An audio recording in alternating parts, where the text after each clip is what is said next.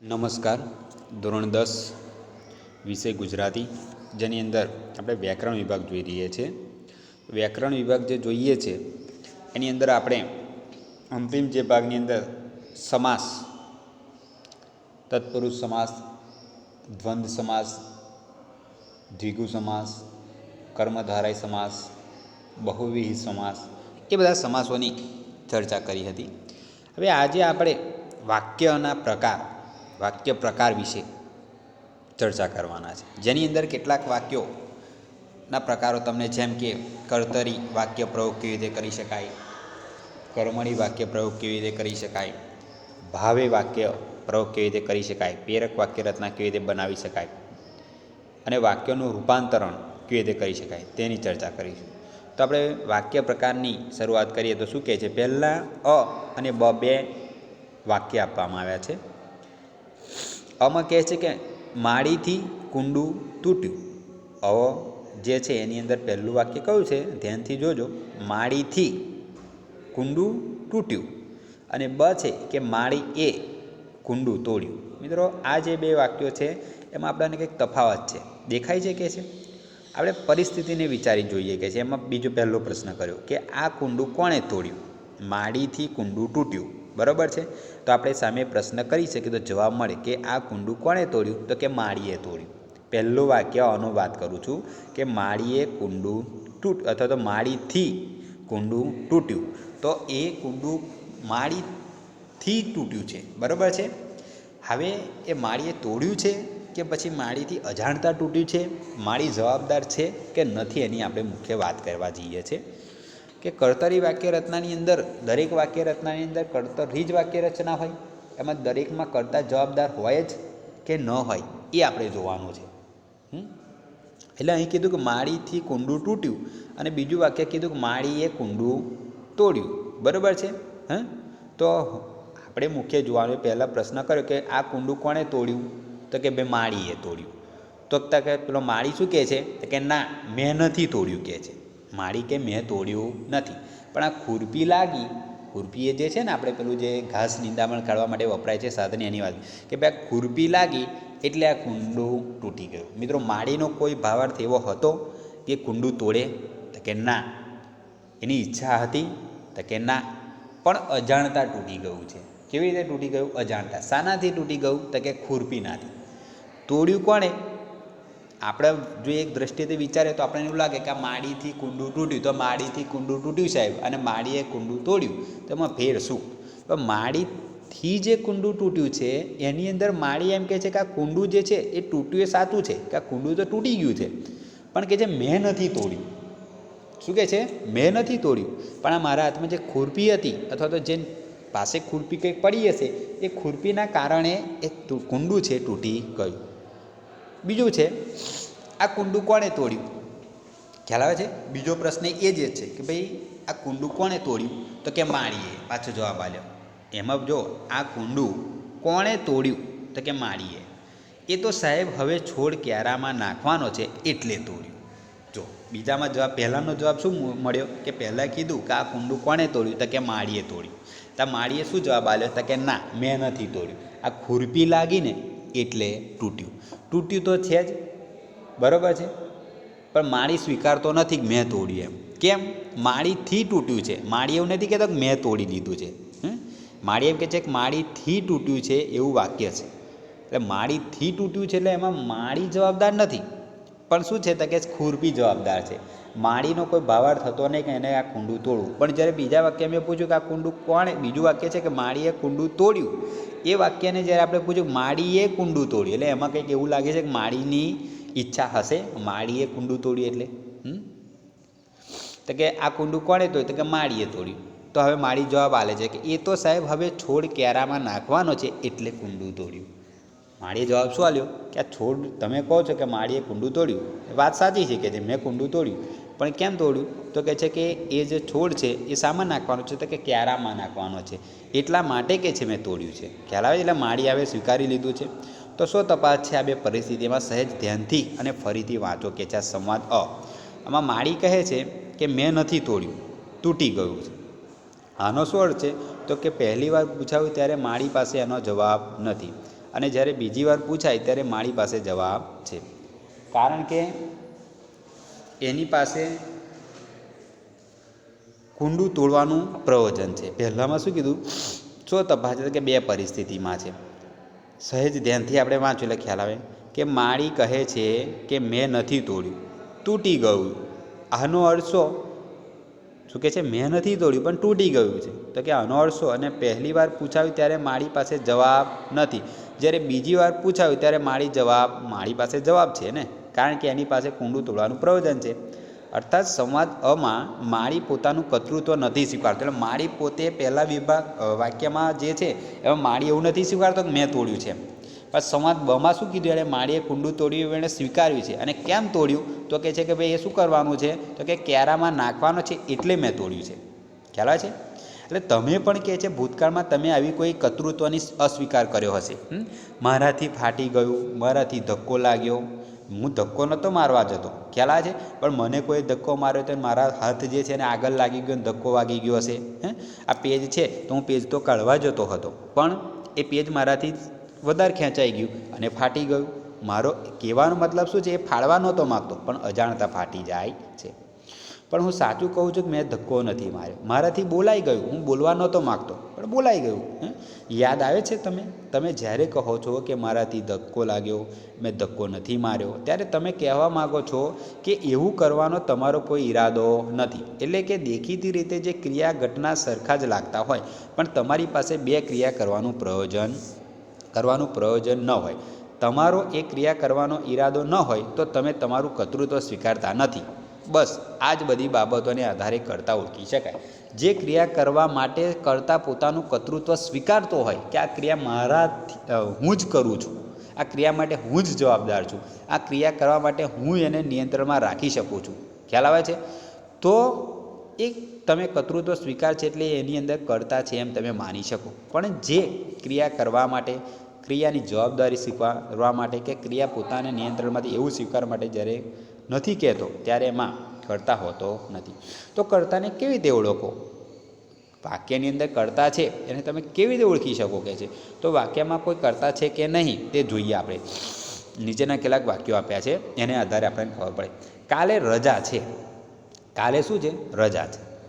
બીજું વાક્ય છે કે ભેંસને બે શિંગડા હોય છે. ત્રીજું વાક્ય છે કે સુનિલ નિબંધ લખે છે. અને ચોથું વાક્ય છે કે સૂરજ ઉગે છે. તમે બાળપણથી ગુજરાતી ભાષા બોલો છો. તમારી ભાષક તરીકેની સૂઝ શું કહે છે? શું ઉપરના વાક્યોમાં રજા, શિંગડા, સુનિલ કે સૂરજ કર્તા છે? તો કે એક સામાન્ય માન્યતા છે કે ક્રિયા કરે તે કર્તા. તો વાક્ય 1 અને 2માં માત્ર કોઈ સ્થિતિનું નિરૂપણ છે, તેમાં કોઈ ક્રિયાનો નિર્દેશ નથી. મિત્રો યાદ રાખજો, કાલે રજા છે એ સ્થિતિ એટલે પરિસ્થિતિ બતાવે છે. શું બતાવે છે?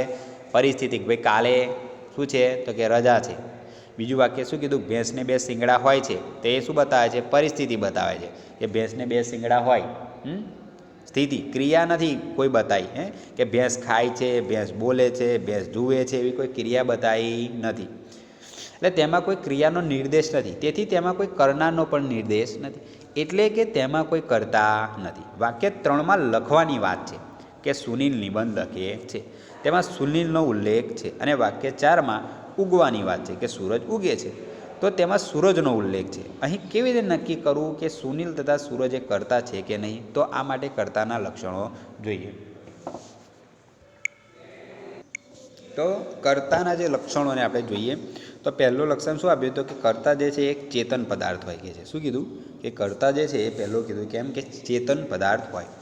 બીજું કીધું કે જે ક્રિયા પર જેનું નિયંત્રણ હોય. એટલે કર્તા જે છે વાક્યની અંદર, તો માની લો કે તમે કોઈ પણ વાક્ય હોય તો વાક્યની અંદર જ્યારે કર્તા રહેલો તો એ તો ચેતન પદાર્થ હોવાનો છે, ખ્યાલ આવે છે. બીજું કીધું કે ક્રિયા પર જેનું નિયંત્રણ હોય, જે કોઈ ક્રિયા કરતો હોય તો એ કર્તા હશે, તો એ કર્તાની ક્રિયા પર શું હશે? નિયંત્રણ હશે. ત્રીજું કીધું કે કર્તા કે જેની ઈચ્છા કે હેતુથી ક્રિયા અસ્તિત્વમાં આવે. કર્તાની શું હોય? કે એમાં ઈચ્છા હોય, હેતુ હોય તો જે ક્રિયા અસ્તિત્વમાં આવે. અને ચોથું કીધું ક્રિયા માટે જેની જવાબદારી હોય. આ જે આખી ક્રિયા થઈ રહી છે એની જવાબદારી કોની હોય? તો કે કર્તાની હોય. એટલે કર્તાના 4 લક્ષણો આપણને આપ્યા. કયા? તો એક ચેતન પદાર્થ હોય. બીજું કીધું કે ક્રિયા પર જેનું નિયંત્રણ હોય. ત્રીજું કીધું કે જેની ઈચ્છા કે હેતુથી ક્રિયા અસ્તિત્વમાં આવે.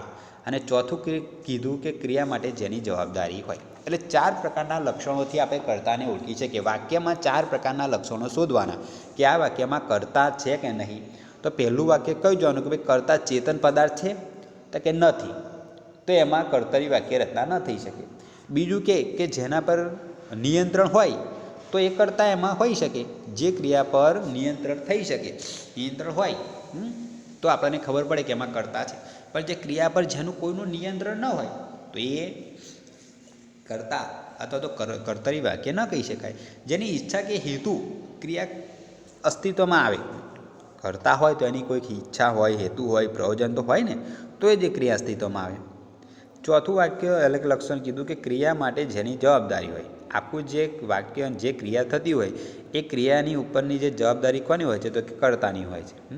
એટલે એ આપણને જોવા મળે છે. એટલે કર્તાના 4 લક્ષણ આપ્યા.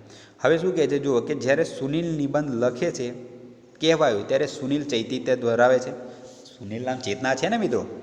વાક્ય શું કીધું કે સુનિલ નિબંધ લખે છે. તો નિબંધ કોણ લખે છે તો કે સુનિલ લખે છે.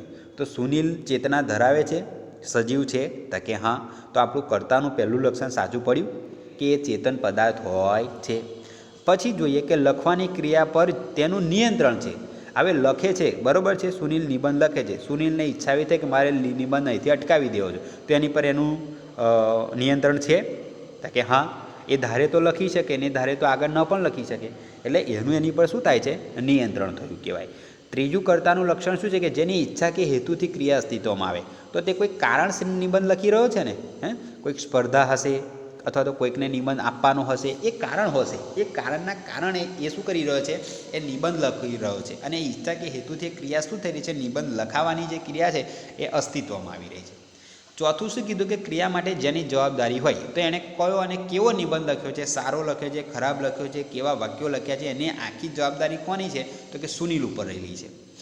તેથી લખવાની ક્રિયા સંદર્ભે સુનિલ કર્તા છે. આપણે કર્તાને 4 લક્ષણોના આધારે તાર્યો.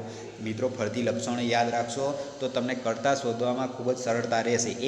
એક તો ચેતન પદાર્થ હોય. બીજું કીધું કે ક્રિયા પર જેનું નિયંત્રણ હોય. ત્રીજું કીધું કે જેની ઈચ્છા કે હેતુથી આખી ક્રિયા અસ્તિત્વમાં આવતી હોય. અને ચોથું કીધું કે ક્રિયા માટે જેની જવાબદારી હોય.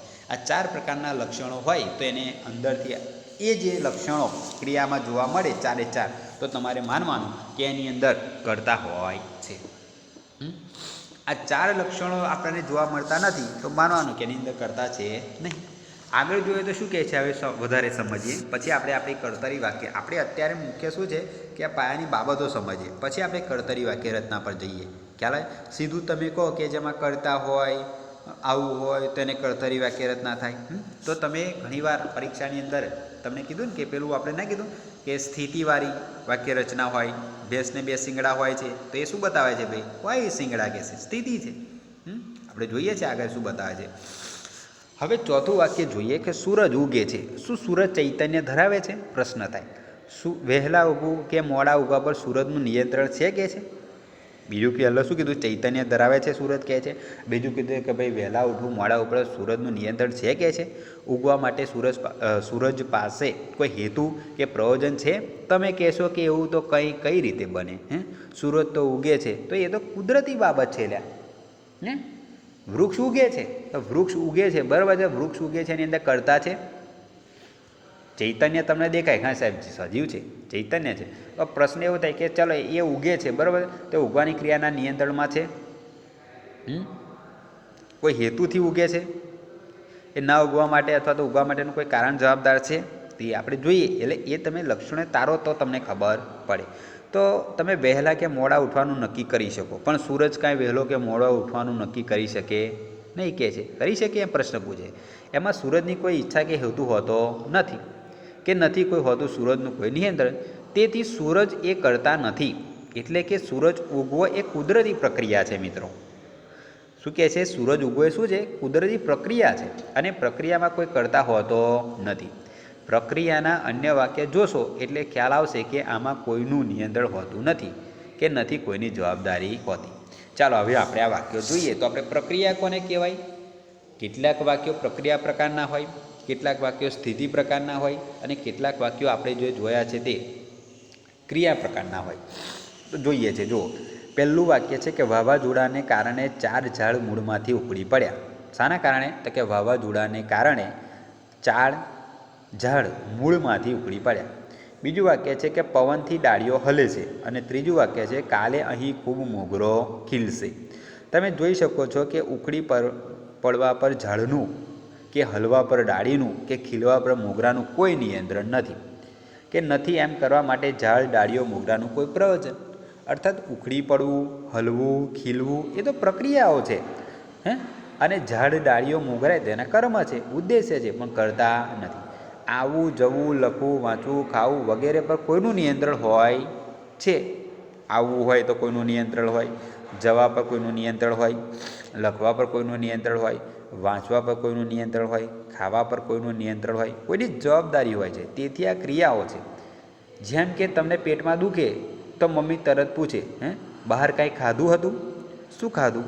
ક્યાં ખાધું? કેટલું ખાધું? આ બધાના તમારે જવાબ આપવા પડે. જેનું નિયંત્રણ હોય, જેની જવાબદારી હોય તે કર્તા કહેવાય, અને જેમાં કર્તા હોય તે કર્તરી વાક્ય રચના કહેવાય. તો તમે સ્થિતિ કોને કહેવાય, ક્રિયા કોને કહેવાય અને પ્રક્રિયા એ બરાબર સમજ્યા. જો એ સ્પષ્ટ હશે તો આગળની વાત સમજાશે. ચાલો એક કામ કરીએ કે છે કે નીચેના વાક્યો આપ્યા છે અને તેમાંથી સ્થિતિ કોને કહેવાય, ક્રિયા કોને કહેવાય અને પ્રક્રિયા ધરાવતા વાક્યો છૂટા પાડીએ. કે નદીમાં પૂર આવ્યું તે શું છે? પ્રક્રિયા છે, અથવા તો સ્થિતિવાચક વાક્ય છે, કે પછી ક્રિયા છે? નદીમાં પૂર આવ્યું જોઈએ. પછી કે છે કાગડો ઉડ્યો. માળામાં કાગડીના બચ્ચા છે. ટેબલ પર નોટ અને ચોપડી નથી. બસ પાણીમાં પડી અને છોકરો પાણીમાં કૂદ્યો. તો મિત્રો અહીં તમે જોઈ શકો છો કે છોકરો પાણીમાં કૂદ્યો તો એ શું છે? ક્રિયા. બસ પાણીમાં પડી તો એ શું છે? તો આપણને ખબર પડે છે કે બસ પાણીમાં પડી છે. કેમ પડી બસ? બસ પાણીમાં પડી ને, તો એ બસ પાણીમાં પડી એ પ્રક્રિયા થઈ છે.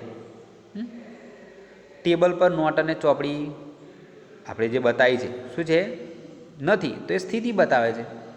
માળામાં કાગડીના બચ્ચા છે તો એ માળામાં કાગડીના બચ્ચા છે શું બતાવે છે? સ્થિતિ બતાવે છે. કાગડો ઉડ્યો તે ક્રિયા બતાવી. નદીમાં પૂર આવ્યું તો એ પ્રક્રિયા બતાવી. છોકરો પાણીમાં કૂદ્યો એ ક્રિયા બતાવી. આપણે જોયું તેમ નીચેના વાક્યોમાં આપેલા છે, જો એ આપણે જોઈ શકીએ છીએ કે સ્થિતિવાચક કયા? તો કે ટેબલ પર નોટ અને ચોપડી પડી. સ્થિતિ બતાવે છે ને, ટેબલ નોટ અને ચોપડીની શું બતાવે છે? સ્થિતિ બતાવે છે. ખ્યાલ આવે છે? એટલે એને તમે પ્રક્રિયા ના કરી શકાય. પ્રક્રિયા કેવી હોય? તો કે સહજ થતી હોય. નદીમાં પૂર આવવું, નદીમાં પૂર આવે એ કુદરતી પ્રક્રિયા છે. સૂરજ ઉગે કુદરતી પ્રક્રિયા છે. પવન આવો કુદરતી પ્રક્રિયા છે. બસ પાણીમાં પડી તો એ શું છે? પ્રક્રિયા થઈ કહેવાય ને. કેમ? જો બસની ઉપર આપણે એમ માની છે કે કોઈકનું નિયંત્રણ હોત તો એ બસ શું છે? એ પાણીમાં ન પડત. પછી ક્રિયાવાચક છોકરો પાણીમાં કૂદ્યો, તો ક્રિયા છોકરો પાણીમાં કૂદ્યો, પાણીમાં કૂદવા પાછળ કોણ જવાબદાર છે? છોકરો. એ પાણીમાં કૂદ્યો ના કૂદવું એની નિયંત્રણમાં છે વાત.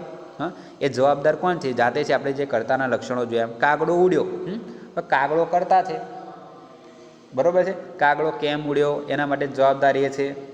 એક ન ઉડવાની ક્રિયા કરવા માટે જવાબદાર છે. કોઈ હેતુથી ઉડ્યો છે. એ બધા જ લક્ષણો ત્યાં છે. એટલે ઉપરના વાક્યમાં તમે જોઈ શકો છો કે કશુંક હોવું કે ન હોવું તે સ્થિતિનો નિર્દેશ કરે છે. પૂર આવવા પર કોઈનું નિયંત્રણ નથી તે પ્રક્રિયા છે, એ કુદરતી પ્રક્રિયા છે. કશુંક હોવું કે ન હોવું શું છે? સ્થિતિનો નિર્દેશ કરે. પૂર આવવા પર કોઈનું નિયંત્રણ હોતું નથી. તોફાન આવવું તે મિત્રો એને સ્થિતિ ના કહેવાય, એને પ્રક્રિયા કહેવાય. તોફાન આવે એમાં કોઈ પણ નિયંત્રણ હોતું નથી, એમાં કોઈ કરતા હોતો નથી. ખ્યાલ આવે છે? પછી કીધું કે બસ પર કોઈનું નિયંત્રણ હોત તો કે છે પાણીમાં ન પડત. પણ પાણીમાં કૂદવા સંદર્ભે છોકરાનું નિયંત્રણ છે. તે તરવા માટે અથવા અન્ય કોઈ કારણસર પાણીમાં કૂદ્યો છે. ઉડવા પર કાગડાનું નિયંત્રણ છે. તે ઈચ્છે ત્યારે કોઈ ડાળી પર બેસી જશે કહે છે.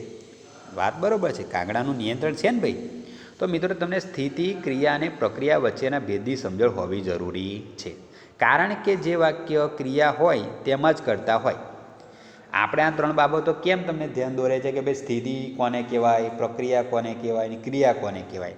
કેમ કે આગળ જે આપણે કર્તરી વાક્ય રચના બનાવીને એમાં મુખ્ય શું છે કે કારણ એ છે કે વાક્ય ક્રિયા હોય તેમ જ કરતા હોય. શું કહે છે કે જે વાક્યમાં ક્રિયા હોય તેમ જ કરતા હોય. કરતા હોય તે જ વાક્ય કર્તરી હોઈ શકે. હવે સ્થિતિનું વાક્ય તમારું હોય કે માળામાં કાગડીના બચ્ચા છે, એ સ્થિતિ વાક્ય છે. હવે તને અને તમે એને દાખલા કર્મણી બનાવવા જશો તો બની શકશે નહીં. તો છોકરો પાણીમાં કૂદ્યો તો એનો કર્મણી બનાવી શકાય કે છોકરાથી પાણીમાં કૂદાયું. કાગડો ઉડ્યો તો કાગડાથી ઉડાયું. ખ્યાલ છે? પણ તમે એમ કહો કે ટેબલ પર નોટ અને ચોપડી નથી તો ટેબલ પરથી નોટ અને ચોપડી નથી, એ વાક્ય બનતું. નદીમાં પૂર આવ્યું, નદીમાંથી પૂર અવાયું, નાત બને. બસ પાણીમાં પડી, બસથી પાણીમાં પડાયું. ખ્યાલ આવે છે? એટલે સ્થિતિ અને પ્રક્રિયાના જે વાક્યો હોય એમાં ક્યારેય કર્મણી વાક્ય રચના બની શકે નહીં. તો ચોખવટ એ થાય છે કે કર્મણી વાક્ય રચના શાનાથી બને? તો કે ભાઈ કે કર્તરી વાક્ય રચના હોય એના આધારે જ કર્મણી વાક્ય રચના બને. એટલો ખ્યાલ આવી ગયો? જે કર્તરી વાક્ય, માની લો કે જે વાક્યમાંથી તમારે કર્મણી વાક્ય રચના નથી બનતી તો તમને સ્વાભાવિક એટલો તો ખ્યાલ આવે, કાં તો એમાં સ્થિતિ બતાવે છે, કાં તો એમાં પ્રક્રિયા બને છે. સૂરજ ઉગે છે, બરાબર છે, તો એવું વાક્ય આપીને પછી તમને સામે કીધું કે કર્મણી વાક્ય રચના બનાવો તો સૂરજથી ઉગાય છે, એવું બનાવાય? ના બને. એવું ખ્યાલ આવે છે? તો તમને એટલો ખ્યાલ આવે કે સૂરજ ઉગે છે કુદરતી પ્રક્રિયા છે, તોફાન આવવું એ કુદરતી પ્રક્રિયા છે. તો કુદરતી જે પ્રક્રિયા છે થવાની જ છે ભાઈ. એ તમારે ખાસ ધ્યાનમાં રાખવાનું છે. તો કીધું એમ કે કર્તરી હોય તે જ વાક્ય કર્મણી બને અને ભાવે કે પ્રેરકમાં રૂપાંતર પામી શકે. અને જે કર્તરી હોય એ જ કર્મણી બની શકે અને જે કર્તરી હોય એ જ ભાવે કે પ્રેરણા જે છે એ બની શકે. સ્થિતિ કે પ્રક્રિયા ધરાવતા વાક્યો કર્મણી કે ભાવેમાં રૂપાંતર ન પામી શકે. એક યાદ રાખજો. વાક્યો ઘણા બધા આપેલા હોય, પછી તમે કહો સાહેબ આ વાક્યનું કર્મણી બનાવો, સાહેબ આ વાક્યનું ભાવે બનાવો, તો ના બને. કેમ કે જે સ્થિતિ અને પ્રક્રિયાના વાક્યો ક્યારે ના બને? હંમેશા બને કયા? તો ક્રિયાવાચક જે હોય એ જનું જ હંમેશા કર્મણી બને. ખ્યાલ આવે છે? તો ભાવેમાં રૂપાંતર ન પામે. એટલે કે માળામાં કાગડીના બચ્ચાથી હોવાય છે જેવું વાક્ય સંભવી શકે નહીં. તમને યાદ આવે છે કે તમે ક્યારેય કાલે રજાથી હોવાશે, ભેંસને બે શિંગડાથી હોવાય છે જેવા વાક્યો ક્યારે બોલ્યા હોય કે પછી ઝાડથી પડાયું, ફૂલથી ખીલાશે જેવા વાક્યો બોલો છો કે છે, તો આ વાક્યો તમને બિન ગુજરાતી લાગશે. માત્ર કર્તરી ક્રિયા ધરાવતા વાક્યમાં જ તમને આવી વાક્ય રચના યોગ્ય લાગશે. સુનિલથી નિબંધ લખાય છે, કાગડાથી ઉડાશે, બરાબર છે, તો એ બની શકે કર્મણી. જે વાક્ય રચના કર્તરી વાક્ય રચના હોય એના જ કર્મણી બની શકે મિત્રો. સ્થિતિ કે પ્રક્રિયા બતાવતા હોય એ ક્યારેય બની શકે નહીં. કર્તા ધરાવે તે વાક્ય રચના કર્તરી વાક્ય રચના કહેવાય. હવે નીચેના બે જૂથોમાં વહેંચેલા વાક્યો વાંચો અને તેમની વચ્ચેનો તફાવત સમજો. જેમ કે મોહન કાકા ચાલે છે તો મોહન કાકાથી ચલાય છે. દીદીએ સાડી ફાડી તો દીદીથી સાડી ફાટી. મુન્નો ખીચડી ખાય છે તો મુન્નાથી ખીચડી ખવાય છે. અને અજય ચા ઢોળી તો અજયથી ચા ઢોળાય છે. તો કર્તરી અને કર્મણી વાક્ય રચના તમે સરળતાથી સમજી શકો છો કે મોહન કાકા ચાલે છે તો મોહન કાકા ચાલે છે ભાઈ, એમાં કર્મ કોણ કરે છે? મોહન કાકા કરે છે. દીદીએ સાડી ફાડી તો દીદીએ સાડી ફાડી છે, એમાં કર્મ કરતા કોણ છે? તો દીદી છે. મુન્નો ખીચડી ખાય છે તો ખાવાની ક્રિયા કોણ કરે છે? તો મુન્નો કરે છે. અને અજય ચા ઢોળી તો ચા કોણ ઢોળી? તો અજય ઢોળી. તો કરતા છે. તો કર્તારી વાક્ય જે હોય એનું કર્મણી બની જ શકે. તો કે મોહન કાકાથી હવે ચલાય છે, દીદીથી સાડી ફાટી, મુન્નાથી ખીચડી ખવાય છે અને અજયથી ચા ઢોળાય. દેખીતી રીતે તમને ખ્યાલ આવશે કે વિભાગ બના વાક્યોમાં થી પ્રત્યય લાગ્યો છે. મોહન કાકાથી, દીદીથી, મુન્નાથી, અજયથી. તમે બંને જૂથના વાક્યો ફરીથી વાંચો અને આ બંને આ રીતે કહેવાથી વાતના અર્થમાં શો ફેર પડ્યો તે સમજવાની કોશિશ કરો. જેમ કે મોહન કાકા ચાલે છે તો માં સામાન્ય ક્રિયાનું નિરૂપણ છે, પરંતુ જ્યારે મોહન કાકાથી ચલાય છે એમ કહેવાયું ત્યારે ત્યાં એવું સૂચવાય છે કે મોહન કાકાને કોઈ તકલીફ હતી પણ હવે એમાં રાહત છે અને હવે તે ફરીથી ધીમેથી ચાલવાની ક્ષમતા ધરાવે છે. એ જ રીતે વાક્ય 3માં જ્યારે મુન્નાથી ખીચડી ખવાય છે કહેવાય છે ત્યારે મુન્નો નાનો છે અને ખાતા આવડ્યું છે, અથવા મુન્નો બીમાર હતો અને હવે તેનામાં ખીચડી ખાવા જેવી ક્ષમતા આવી છે વગેરે જેવા સંદર્ભ સમજાઈ જાય છે. તો વાક્ય 2 અને 4 જુઓ તો તેમાં કર્તાનો ઈરાદો સ્પષ્ટ થાય છે. અમાં દીદીએ સાડી ફાડી કહેવાય છે ત્યારે સમજાય છે કે સાડી ઘસાઈ ગઈ છે કે હવે નથી પહેરાતી, તેથી તેનો અન્યત્ર ઉપયોગ કરવાનો છે, તેથી સાડી ફાડી. કે ચા સારી નહોતી બની, ચામાં કચરો હતો જેવા કારણોસર અજય ચા ઢોળી. પણ વિભાગ બમાં સાડી ફાટે તે માટે દીદીનો કોઈ પ્રયત્ન કે ઈરાદો નથી. ચા ઢોળાવા માટે અજયનો કે સાડી કશેક ભરાઈ, ખેંચાય અને ફાટી અજાણતા અને ઈરાદો તો બિલકુલ નથી. એ જ રીતે અજયથી ચા ઢોળાઈ એટલે કાં તો હાથ લાગ્યો અથવા ધ્યાન નહોતું જેવા કારણોસર અજાણતા ચા ઢોળાય છે. ટૂંકમાં સમજીએ તો વિભાગ અના વાક્યોમાં કરતા છે તેઓ જાણી જોઈને ઈરાદાપૂર્વક જવાબદારીપૂર્વક કોઈ ક્રિયા કરી રહ્યા છે, જ્યારે વિભાગ બમાં કરતા નથી, કારણ કે તેઓ જાણી જોઈને કે ઈરાદાપૂર્વક કશું કરી રહ્યા નથી. તેમનું કર્તૃત્વ નથી તેનો નિર્દેશ છે. તેમાં તેમની ક્ષમતા આદિ બાબતોનો નિર્દેશ કરવામાં આવ્યો છે.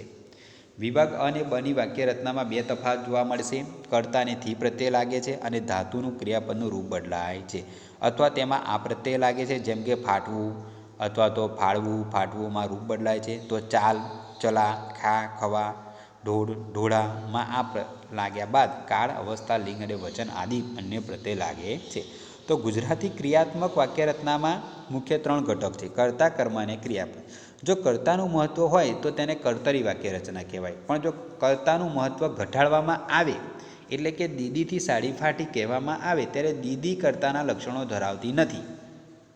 તે ચેતન છે, પણ એ ક્રિયા પર ત્યાંનું નિયંત્રણ નથી, અને તે કરવા માટે તે કોઈ પ્રયોજન નથી. એટલે 2 લક્ષણો લાગુ નથી પડતા. એક તો એકનું નિયંત્રણ નથી, એના માટે કોઈ પ્રયોજન નથી, અને ઈરાદો નથી કે તેની જવાબદારી પણ નથી. તેથી દીદીનું કર્તા તરીકેનું મહત્ત્વ રહેતું નથી. જો વાક્યમાં કર્તાનું મહત્ત્વ ઘટે અને કર્મનું મહત્ત્વ દેખાય, પણ તમને ખબર છે કે ગુજરાતી ભાષામાં 2 પ્રકારના ક્રિયાપદો છે. એક છે સકર્મક અને બીજું છે અકર્મક. સકર્મક ધાતુમાં તો કર્મ હોય તો કર્મનું મહત્ત્વ દેખાય, અને અકર્મકમાં તો કર્મ જ નથી હોતું. તો શેનું મહત્ત્વ દેખાશે કહે છે? તો આગળ અભ્યાસ કર્યો છે, પરંતુ અહીં ફરીથી જોઈ લઈએ કે કર્મ એટલે કર્તાની ક્રિયા જેના આધારે દેખાય. કર્મ એટલે શું? તો કે કર્મ એટલે કર્તાની જે ક્રિયા જેને આધારે દેખાય. કર્તાની ક્રિયાનું પરિણામ જેનામાં દેખાય. ક્રિયા થતાં અથવા પત્યા પછી જે પદાર્થમાં ફેરફાર દેખાય તે કર્મ. જેમ કે લેવું, મૂકવું વગેરે ક્રિયા જે પદાર્થના આધારે દેખાય તે નોટ, પેન, ચોપડી વસ્તુ તેનું કર્મ, અથવા વાંચવું, સાંભળવું વગેરે જે વસ્તુઓને આધારે થાય તે જવાબ, ગીત વગેરે તે ક્રિયાઓનું કર્મ. દોરવું, દળવું વગેરેમાં ચિત્ર, લોટ આદિ ક્રિયા પછી દેખાય તે વસ્તુ એટલે તે ક્રિયાનું કર્મ. જે ધાતુઓ કર્મ ધરાવી શકે તે સકર્મક, અને જે ધાતુઓ કર્મ ન ધરાવી શકે તે અકર્મક ધાતુઓ થાય છે. તો મિત્રો, આપણે અહીં સુધી રાખીએ છીએ, અને એના પછી હવે સકર્મક અને અકર્મક કોને કહેવાય, વાક્યરચના કેવી રીતે થઈ શકે એની આપણે ચર્ચા કરીશું. અસ્તુ.